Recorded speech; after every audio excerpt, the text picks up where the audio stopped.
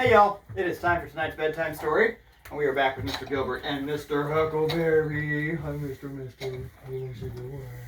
Oh, they give ovens. And the goats, hello Miss Sally, Mr. Sawyer, Jim hanging out over here just lounging. And it sounds like Mr. Watson had a piece of food go down the wrong way, coughing a little bit over there.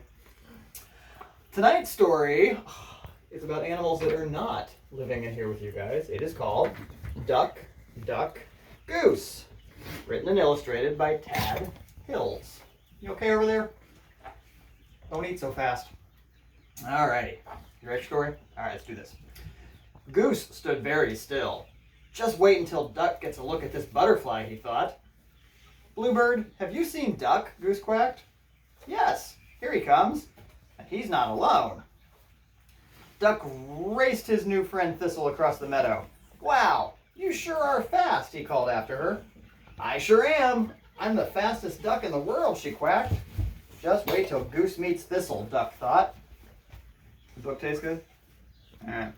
Suddenly, Duck and Thistle burst through the tall grass, frightening away the butterfly on Goose's head.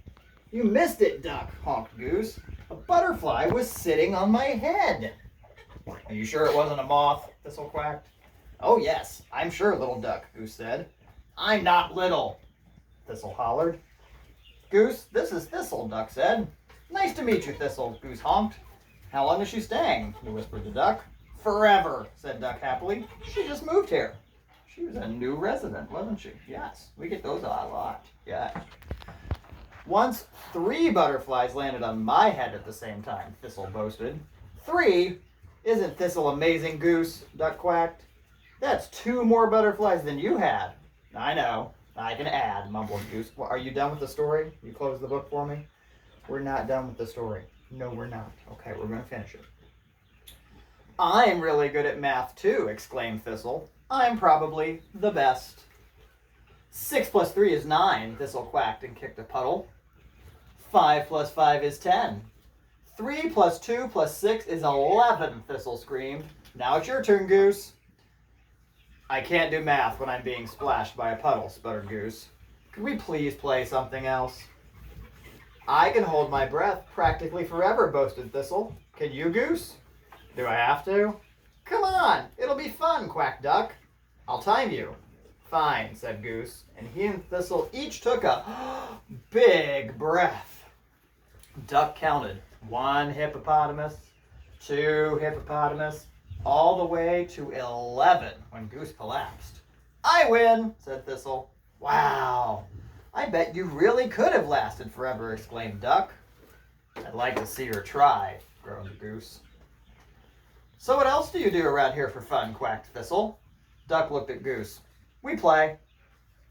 I bet I'll win, Thistle quacked. We run around or kick our ball, said Goose. There's no winning. Then why bother, said Thistle. Last one to the top of the hill is a rotten egg. And off she ran. Does this book just taste really good? Hey, Sawyer, dude, stay out of Mr. Cameraman's face. Thank you. Come on, Goose, Duck quacked. Can we just watch the clouds instead, honked Goose. But Thistle and Duck were too far ahead to hear him. Hi, Sally. At the bottom of the hill, Goose moaned. Can't we just stand on our heads? Thistle interrupted. But first, let's have a hop on 1 foot match, a walk across a log challenge, a balance a stick on your head contest, and a jump over a bush race. When it was time to stand on their heads, Goose had had enough. I'd rather look to butterflies, he said to himself. On your marks, get set, Thistle quacked. Ready, Goose? But Goose was nowhere in sight. Time me, okay, Duck? Said Thistle. Duck sighed. Sure. 1 hippopotamus. Did Goose say where he was going? 2 hippopotamus. Do you think he'll come back? 3 hippopotamus. Shouldn't we go look for him? Who? Squawked Thistle. Goose, squawked Duck. Oh, he was going to lose anyway. Now let's see if I can beat my own record. Keep counting. But 6 hippopotamus. Duck had had enough. Hey, keep counting, cried Thistle as Duck headed off into the tall grass. Duck looked for Goose in all their favorite places, but the lily pond was empty. The shady thicket was dark and quiet, and the river bank felt lonely. Duck called out to his friend, Goose! But his cry was muffled by the gurgle of the river. At last, Duck hung his head and sat down by their favorite bush. "Oh, Goose, where are you?" he said, wishing his friend could hear him. From behind the bush came a familiar honk. "Goose?" Duck called. "Duck!" answered Goose. "Goose, where have you been?" Goose sighed. "I don't like to stand on my head." "Actually, I don't either," agreed Duck. "And holding my breath too long makes me dizzy." "Me too," said Duck. "And walking across a log scares me." "I thought you did a great job," Duck quacked. "But Thistle won every time," Goose said. Duck nodded. "I think she had lots of practice." "Hopping on one foot is fun for a while," Goose said, "but sometimes I like to sit and smell the flowers." "Or listen to the river," Duck added. "Or feel a warm breeze," said Goose. "Or look for butterflies," quacked Duck. "Or kick the ball around the meadow," honked Goose. "Good idea," agreed Duck. Suddenly, Thistle appeared. "Wow, you are good hiders," she quacked. "And you're a good finder," said Goose. "What should we do now?" asked Thistle. "I think it's time for a nap," Goose said. Duck pretended to yawn. "I bet I can fall asleep faster than anyone." "Not faster than me," Goose said. "I'm the fastest faller asleeper ever," Thistle bragged.